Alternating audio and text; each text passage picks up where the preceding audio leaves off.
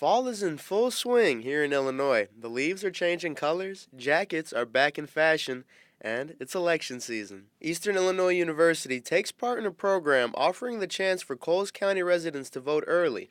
Teresa Sims is a Coles County election judge and assists in early voting. She says the program helps those who can't vote on Tuesday. You never know what's going to happen on election day. You may have something come up. So what you can do now with early voting, you can just go out, come and get it done, and then you don't have to worry about it on election day. Election Day is something Kai Hung truly appreciates. He's a professor at Eastern's biology department.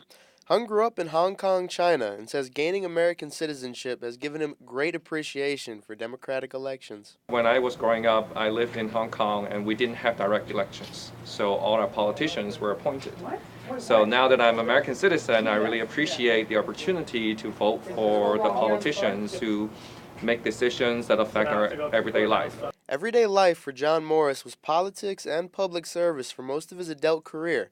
Morris, now a political science instructor at EIU, says Americans need to remember what unifies us. It's always important to vote, and I think one thing that a lot of us miss out on is we're all on the same team, and I wish we would act more like that. Morris says he left politics to educate students, just like Emmanuel Aiku, a graduate student at Eastern.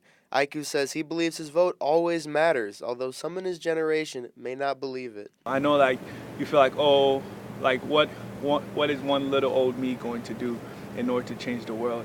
And I feel like by just taking the chance, because you don't know, your vote may be the thing that tips the scale. Early voting at EIU is complete after 3 days at the Martin Luther King Student Union. Polls in Charleston on Election Day open at 6 a.m. In Charleston, I'm Parker Valentine for WEIU Newswatch.